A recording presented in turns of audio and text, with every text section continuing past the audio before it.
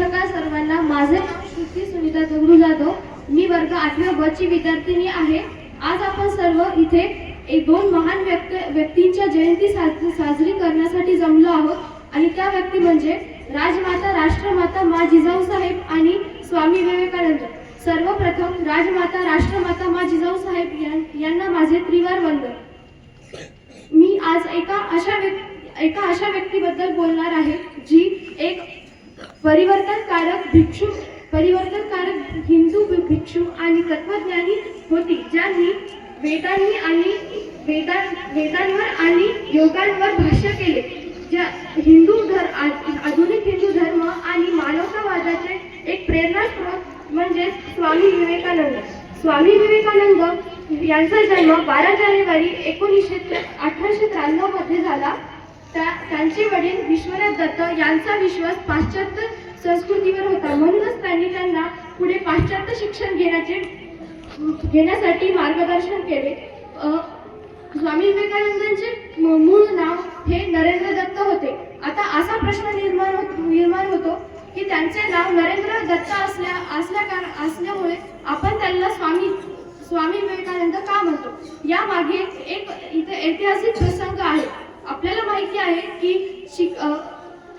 1893 मध्ये अमेरिके येथे शिकागो मध्ये एक सभा घेण्यात आली होती. ही सभा घेण्याचा उद्देश म्हणजे हिंदू धर्म आणि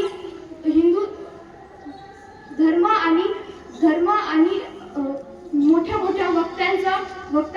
वक्त्यांनी एकत्र येऊन केलेले भाष्य हा उद्देश होता त्या सभेमागचा.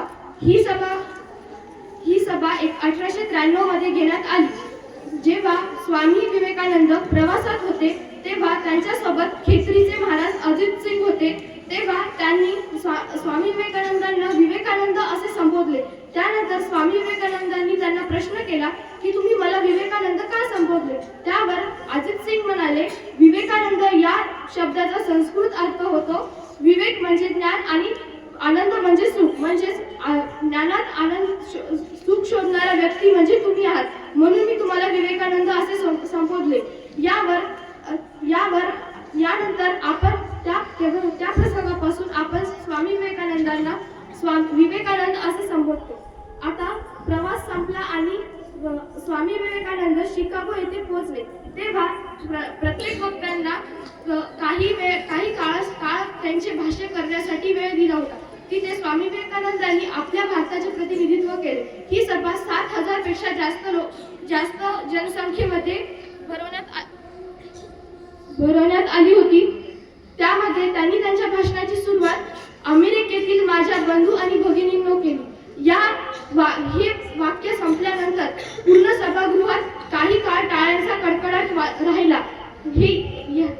तिथे विविध मोठे श्रोते उपस्थित होते. तेही हे वाक्य ऐकून थक्क झाले, कारण प्रत्येक श्रोत्यांनी त्यांच्या भाषणाची सुरुवात ही लेडीज अँड जेंटलमॅन या वाक्यापासून केली. पण स्वामी विवेकानंदांनी तसे न करता माझ्या अमेरिकेतील बंधू आणि भगिनींनो या शब्दापासून केली. तिथे त्यांनी सार्वभौम सहिष्णुता म्हणजेच युनिव्हर्सल टॉलरेशन या भाषावर भाष्य केले. स्वामी विवेकानंद नेहमी म्हणतात, मनुष्यामध्ये दयेचा आणि मदतीची वृत्ती असावी. हे एका प्रसंगावरून लक्षात येते. स्वामी विवेकानंद जेव्हा लहान होते तेव्हा ते म्हणजे हा तो प्रसंग जेव्हा जे 14 ते 15 वर्षाचे होते तेव्हाचा हा प्रसंग आहे. तेव्हा त्यांच्या आईने त्यांना चाकू मागितला होता.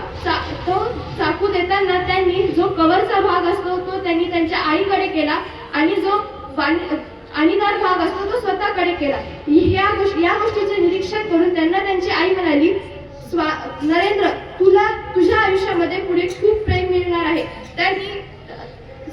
स्वामी विवेकानंदांनी त्यांच्या आईला विचारले, का असं म्हणत आहे. तर त्यावर त्यांची आई म्हणाली, तू आताच माझ्यासोबत जे वागलास, जसं की कवरचा भाग तू माझ्याकडे केलास आणि आणीदार भाग स्वतःकडे, म्हणजे यावरून तुझी एखाद्या सोबत वागण्याची वृत्ती लक्षात येते. स्वामीजी नेहमीच म्हणतात की focus on your target, don't divert from it. म्हणजेच तुम्ही तुमच्या ध्येयावर लक्ष द्या, तुम्ही तुमच्या ध्येयापासून विचलित होऊ नका. आता हे असं का म्हणतात याच्याशी सुद्धा एक प्रसंग निगडित आहे. स्वामीजींचा एक शिष्य होता.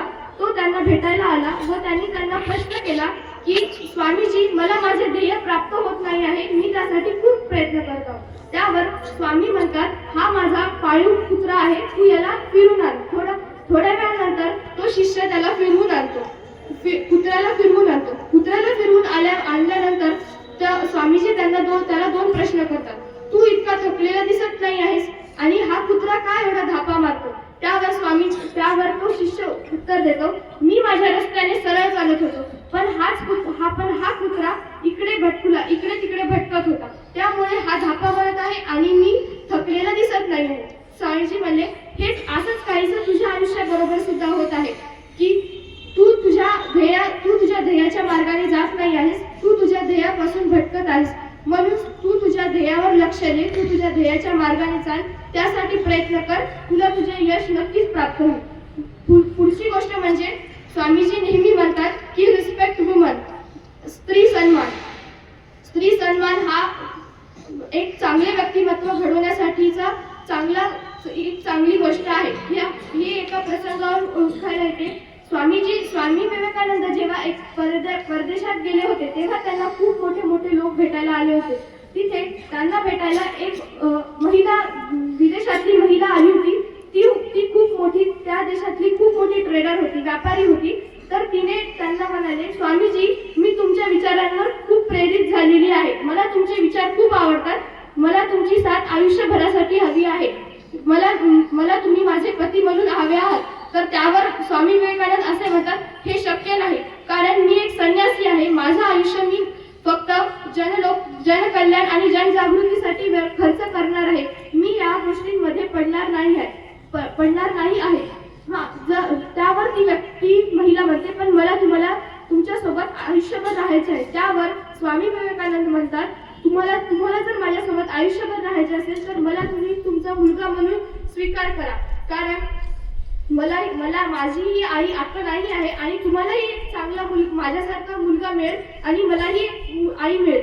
म्हणूनच या गोष्टीमधून आपल्याला असं समजते की आजकालच्या युवकांसाठी ही महत्वाची गोष्ट आहे की स्त्री सन्मान करणे, कारण आपल्या आयुष्यात ज्या स्त्रिया आहेत त्यांचा नेहमीच सन्मान आणि आदर ठेवावा. स्वामीजींकडून खूप काही गोष्टी शिकण्यासारख्या आहेत.